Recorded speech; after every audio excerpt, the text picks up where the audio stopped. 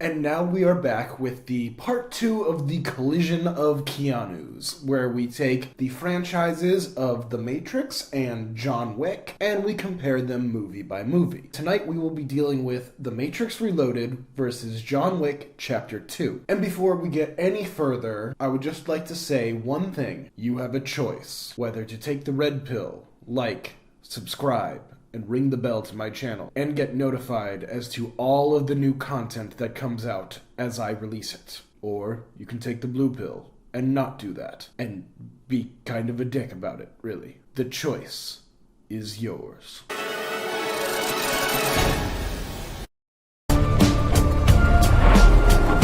Okay, round 2. You know what happened in round 1. You were there.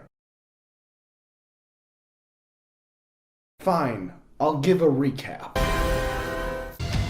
That's 25 pennies. Blonde, brunette, redhead. They killed his dog. I get it. State fact here. There. Happy? Good. So on to round 2, where we start with The Matrix Reloaded. I'm not going to really give much of a preamble like I did in the previous video, as most of the people involved in the creation of this movie are the same. The Wachowskis are still writing and directing. You've got Keanu, you've got everybody who's still involved in this. Warner Brothers is still producing. It's the same creative team. But The Matrix Reloaded was released in 2003 and had a $60 to $70 million bump in its budget, and was one of the first films to be shot back-to-back with its third installment, Matrix Revolutions. The plot of The Matrix Reloaded is... well, it's complicated. The scale of the world that the Wachowskis built is expanded significantly in this installment. We get a look at the human city of Zion, something that was mentioned in passing in the first film. We get introduced to a bunch of captains and crews with their own hovercrafts. And we get an assortment of sentient programs that live inside the Matrix. As the scale of the world has grown, the plot has expanded significantly as well. No longer is this just a story about how one random person can become the cyberpunk messiah. This is a grander tale of the war with the machines, dealing with the nature of choice, or Cause and effect, and the politics of the free city of Zion. But as succinctly as I can, the story is as follows. Neo is having dreams of Trinity dying after pulling off one of the first examples of the superhero landing in cinema. Then, Morpheus and crew go back to Zion and wait for the Oracle to call. They have a kick-ass rave, and then Neo goes to meet the Oracle, who says to find the Keymaker. Neo fights a whole bunch of Agent Smiths, and then goes to meet up with the Merovingian, who is holding the Keymaker hostage. After giving a lady an orgasm cake, the Merovingian tells Neo and his friends to politely fuck off. But the Merovingian's spurned wife Persephone says they can have the Keymaker if she's allowed to steal a smooch from Neo. They grab the Keymaker, a kick-ass fight sequence happens in a chateau, an even kicker-ass fight sequence happens on a freeway, and the pals plan Act 3. 2 other hovercraft crews have to knock out these electrical plants so that Neo can go into a building with the lights off. But one of the crews isn't able to finish the job. Trinity jacks into the Matrix to turn off the lights and then is attacked by an agent while Neo has a conversation with Colonel Sanders. ergo, vis-a-vis, Etc. and so forth. Neo is told he has to choose whether to restart the Matrix and just start the whole process over again of raging against the machine back from square one, or to save Trinity and essentially doom humanity to extinction. Neo decides to save Trinity, the Nebuchadnezzar explodes, and Neo passes out, being brought to a bed right next to a person who is being controlled by Agent Smith. And then we cut to black. It's kind of insane, but everything works. While the world building in The Matrix is a revelation and fantastic, the world building in this one is pretty tedious, especially when it comes to Zion. But I've seen worse plots, and this one allows for some fun fight scenes and interesting ideas that kind of make you forget how incomprehensible some of this shit is. 3 out of 5. And in this movie, we have Morpheus and Trinity return as the main side characters. And they are further developed in this one. Reloaded shows Morpheus as the zealot he is, as he is one of the few that have any sort of power in this universe that wholeheartedly believes in the prophecy of the One. Most other characters in Zion kind of treat him like the dude at work who constantly brings Jesus up into every conversation. Some of you believe as I believe.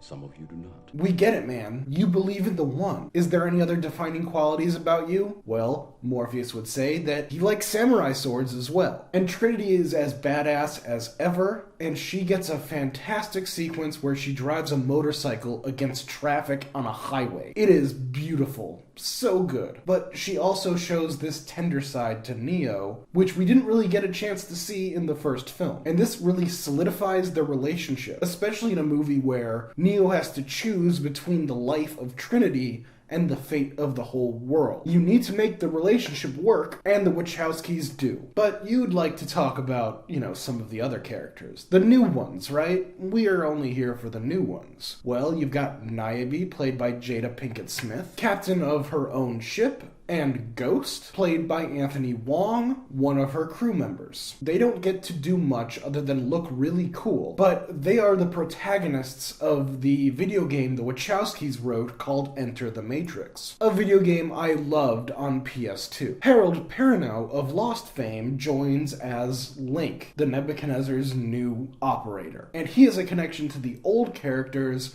through his wife Z, played by Nona Gay. And Z lives in Zion while Link is doing his adventures with Morpheus and Neo. And of course, there's the human plot device, or at least the sentient computer program plot device, the Keymaker, played by Randall Duck Kim. And the Oracle gets her own bodyguard in Seraph, portrayed by Colin Cho. Lots of new characters, but not much to say about them really. There's not really enough time to get to know any of them at all. Most of these characters are just here to serve their role in the plot and leave the movie. It was meant to be. They look cool, but they honestly don't do much. 3 out of 5. This one's weird because the scope of the conflict of the war with the machines has become the central focus of the film. We don't really get an antagonist to latch onto throughout the film like we did in The Matrix with Agent Smith. That's not to say that Agent Smith is not in the film. He is. Quite a lot of him is in the film. But Hugo Weaving's Agent Smith is less of an antagonist in this movie than he is a wild card doing his own thing. Wild card, bitches!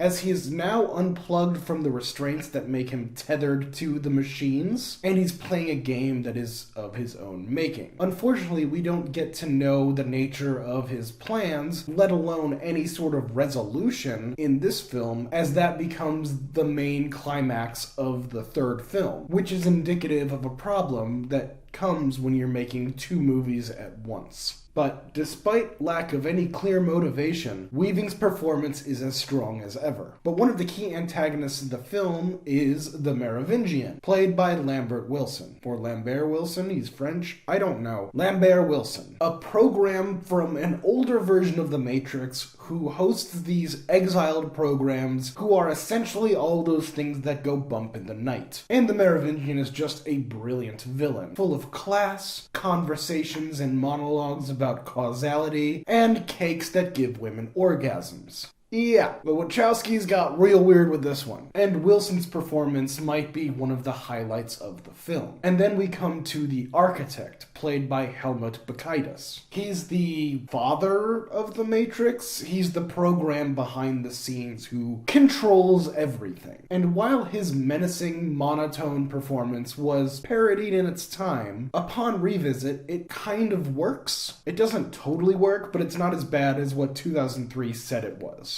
The villains are good. 4 out of 5. The action in this film is much like the last one. A bunch of wide shots with impressive choreography, influenced by Hong Kong cinema and Japanese anime. But in this one, the action scenes are scaled up immensely. The highlight of the film when it comes to the Hong Kong martial arts influences is a fight Neo has with Seraph. While it's ultimately inconsequential, it is shot beautifully, especially a part where the camera focuses on their feet as they fight. This is straight out of Crouching Tiger, Hidden Dragon, and it is perfect. But the real standout when it comes to the action in Reloaded is two sequences that come back to back. Neo's fight at the chateau against the exiled programs, and Morpheus and Trinity's escape on the freeway. These sequences are insane. Trinity weaves through traffic on a motorcycle with a guy on her back. It's great. And Morpheus fights Agent Daniel Bernhardt with a samurai sword. And Neo goes up single-handedly against a mob that are armed with medieval weapons. Much like Frosted Flakes,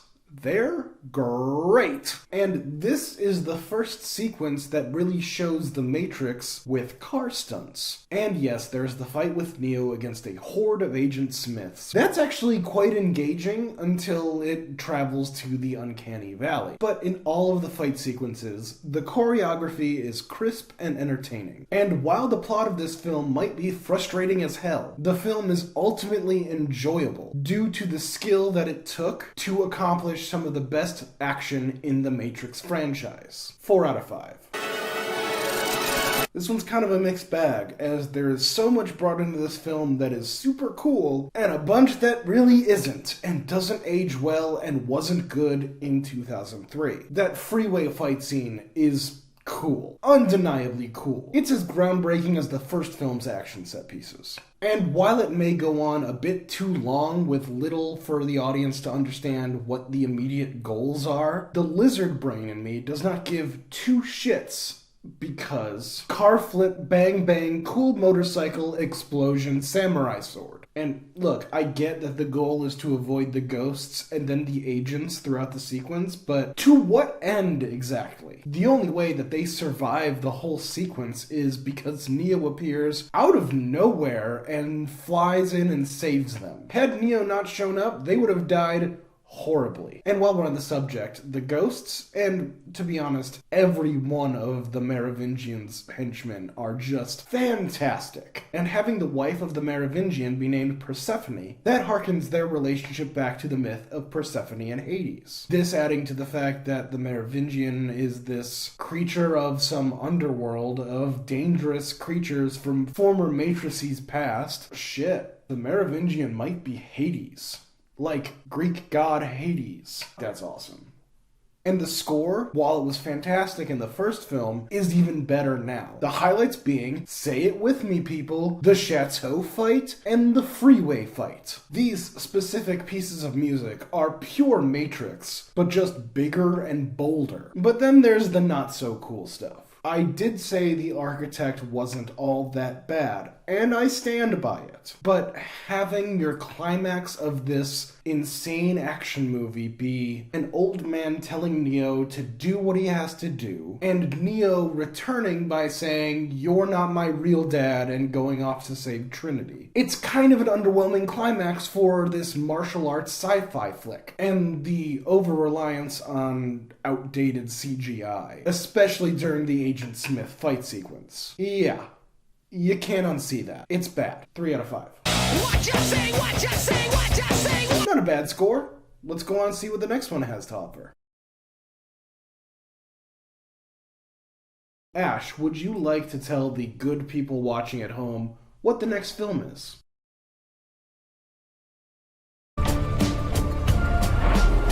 After the surprise hit of John Wick, bringing in $86 million in the box office with a $20 to $30 million budget, John Wick Chapter 2 was released in 2017 and given a bigger budget of $40 million. John Feltheimer, CEO of Lionsgate, said at the time that they were preparing a multiple title action franchise based around John Wick. This is something that we are starting to see come to fruition with the 4th one coming out soon, and the Continental TV show that is starring a noted anti-Semite. But Stahelski returned to direct alone this time, as David Leitch had left to start his own directorial career, and they brought back Derek Kolstad to write the film. After getting his car back the only way John Wick can, with an extensive body count, an Italian crime boss named Santino D'Antonio comes to call on John for a job. See, in order for John to retire before the events of the first film, he had to do some pretty nasty shit, and we're told it's pretty nasty from Vigo. And in order to pull it off, he needed help, and he went to Santino. This movie adds this concept of a blood pact into the John Wick universe in the form of a marker, where you can ask a favor of anyone and leave a thumbprint in your own blood and hand the marker to the person. And the person who you made this deal with can come back to you with the marker, and you are forced to do whatever they tell you. Or else your life is forfeit or whatever, excommunicado. Basically, bad stuff will happen involving assassins. And Santino's got a marker with John's blood, and he's come to collect after seeing the havoc that John wrought in the last film. So John goes to do what Santino tells him. Go to Rome and kill his sister Gianna D'Antonio so that he can get a seat at the high table of the criminal world. After completing the mission, Santino orders a hit on John for killing his sister. What a little asshole. John goes on a rampage, fighting off all of the assassins in New York before regrouping and hunting Santino. This leads to John assassinating Santino on continental grounds, forcing Winston to declare John excommunicado and lead us into movie 3. So yeah, a lot of action set pieces, bare bones plot. It's a John Wick movie, and the issue for this one is that it's not as clear of a revenge plot like the first film, where we can emotionally invest into John's struggle. John is essentially throughout the film just doing some Italian douche's bidding or reacting to a bunch of people trying to kill him. Not much agency there. I mean, it's fine, but it's not as engaging as it could be. 3 out of 5. Ian McShane's Winston and Lance Reddick's Sharon have bigger roles in this film. Winston acts as this sort of counselor to John as he debates whether or not to go through with the marker, as well as having some great monologues, something that Ian McShane is well practiced in from playing Al Swearingen in Deadwood. And Sharon gets to proudly add dog sitter to his extensive resume. He was a good dog. I have enjoyed his company. And the other characters that get added to this underground world are just so delightful. You've got Peter Stormare playing Abram Tarasov, the brother of Vigo from the last film, and he gets to mimic his brother's badass monologue about how bad John Wick really is. I once saw him kill 3 men in a bar with a pencil. Who the fuck can do that? The Baba Yaga. And hold up. I didn't get to this in the first one, but so these Russian guys called John Wick Baba Yaga. the Boogeyman. Although, no, that's not what Baba Yaga means. The Boogeyman for Russians roughly is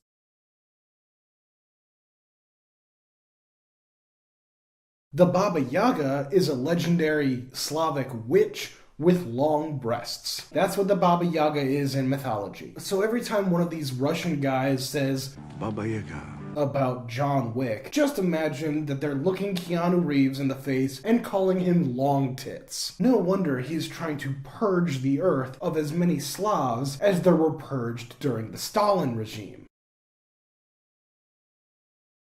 Franco Nero of classic spaghetti western Django fame is here as Julius, the operator of the Rome Continental Hotel, and he has one of the greatest interactions with John Wick. Sei qui per il Santo Padre? No.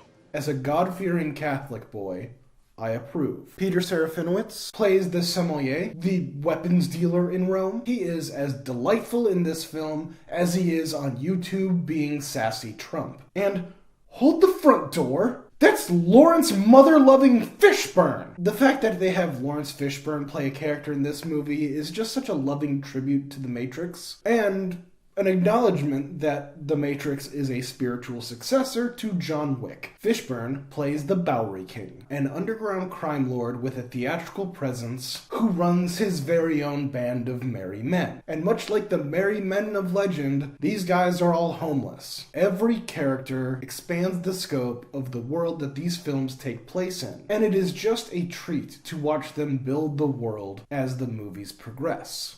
5 out of 5.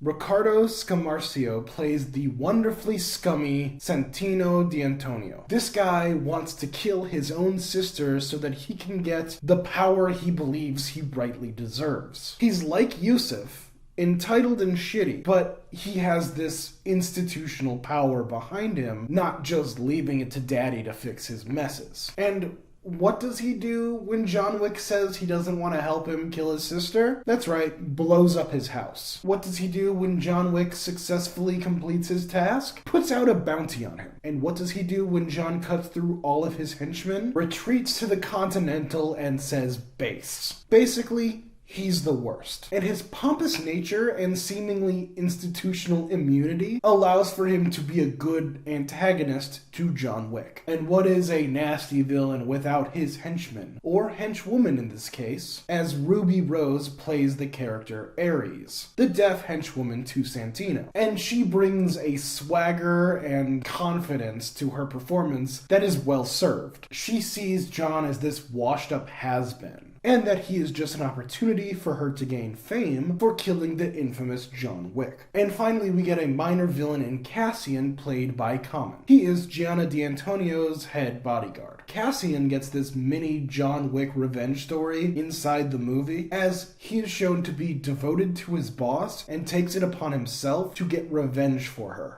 And it's always great when John leaves an antagonist alive so that he can come back in future installments. Please come back, Common. We want you. 4 out of 5. Now we've come to the action set pieces of this movie, and it's kind of a topic I've been dreading for this whole project, because John Wick Chapter 2's action is disappointing compared to the first John Wick film. I know. It sucks, but I gotta be honest, or else what am I doing here? We start with a fantastic action sequence set at the place where the Russians took John Wick's car from the first one. And we legitimately get some of the best car stunts ever to be shot this side of Mad Max Fury Road. It's in this sequence where the action set pieces are shown to have some cracks. We have no idea the layout of the location where this sequence takes place. While it is fun to see John Wick drive and careen through this place, into cars, into people, it's fun, but we don't know when he's near an exit, when he's getting cornered, what his goal is, and what the antagonists are doing to keep him from achieving his goal. There's great stuff in here, but we can't derive tension or understanding of a scene without knowing what anyone's goal is in the scene. Then we have to wait for an hour for the next action set piece to take place, the one in Italy, and this one's got some problems too. For a large part of this action set piece, John Wick is just shooting off screen, and then the people he shoots falls into the frame. Compare this to the first action set piece of the first film. While undeniably smaller in scale, it is much more clear to the audience as to what is happening. We know about how many bad guys are there. We know where everyone is. We know where John is. And it adds tension for us to be worried about what is happening with John in that sequence. In this one, it's just wave after wave of faceless bad guys, but there are some great moments in the catacombs. Especially with the shotgun. Great location. I approve. But then we get the two John Wick and Cassian fights. And they're both fantastic. Equally. One is a quick shootout which leads to Cassian and John punching each other and falling down all of the steps in Rome. And the other one is a fantastic cat and mouse chase in New York. The suppressed pistols as they shoot at each other at different elevations is just fantastic. And the subway knife fight, it's so brutal and magnificent, I just love it. And then we get to the climax, which is a bit of a mixed bag. On one hand, having the climax end up taking place in a hall of mirrors is fantastic. Great imagery. It's so good. But on the other, the film makes this big deal about John being given only 7 bullets when it comes to the beginning of this final fight scene. Instead of finding some creative way for John to use 7 bullets to kill people, he just blows through them in under 2 seconds. The concept could have been fun to play with. And yes, I am one who says filmmakers subverting audience expectations is a good thing, but in this case, it feels lazy. Yes, there is a fun sequence where John has has to keep picking up guns from people that he kills, but it feels like they ran out of ideas instead of intentionally planting that 7 bullets thing earlier in the film. All in all, there's a lot of good in this one and a lot of bad in this one. 3 out of 5. This film has elevated everything in the coolness factor, especially the cinematography. Now I'd like to get into a little bit of behind the scenes to explain why the cinematography is an improvement. The first film was shot by cinematographer Jonathan Sella, and after David Leitch went to do his own thing, he took Sella with him, shooting projects like Atomic Blonde and Deadpool 2 and Hobbs and Shaw and all that stuff. But Chad Stahelski went to Guillermo del Toro's frequent cinematographer, Dan Lawston, and immediately the film just looks like it's been upgraded. I'm not saying that Jonathan Sella was bad. John Wick looks really good, but the colors in this film just pop off the screen. It is beautiful. The first one looks really good. This looks like a work of art. A work of art that is smattered in brains and blood spatter. And the opening shot of the film is a Buster Keaton film being projected onto a building. That's just a really cool way of showing the respect that most stunt performers feel to Buster Keaton. Very much the pioneer of practical stunt work in cinema. The score is fantastic and is especially enhanced by not having that edgelord song in it. And there are just 2 sequences in this film that are peak John Wick cool. The first of which being John Wick's preparation for his attack in Italy. In this sequence, John is getting his suit, John is getting his guns, and John is getting the layout of the land. It is just incredibly well written, especially the sommelier sequence. Guns are being compared to fine wine.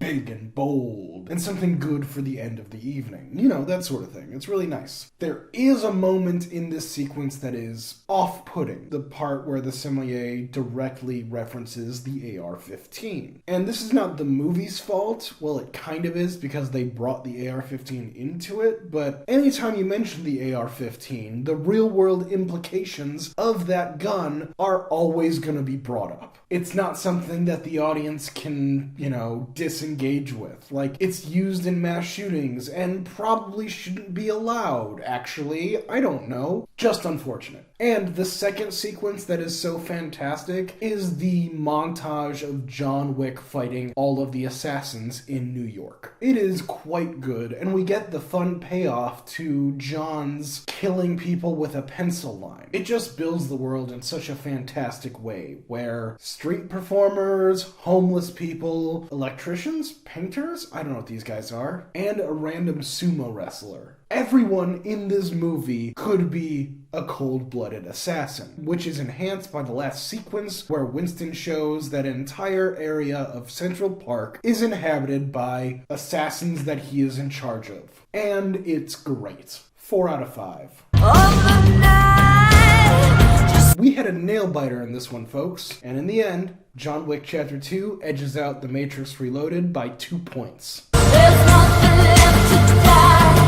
This round was pretty close, and both of the films in question are well worth a watch. Especially The Matrix Reloaded, if you, like I, haven't revisited it in the better part of a decade. Thank you, Ash, for reminding me.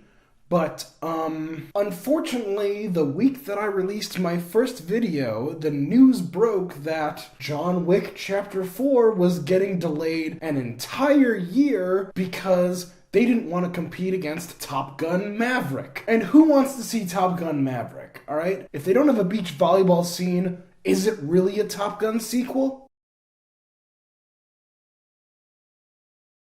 When I went to see an ageless action star in his mid-50s do his own stunts and practical effects, I want to see Keanu Reeves, not Tom 2012's Florida Georgia Line's biggest hit Cruise. Come on.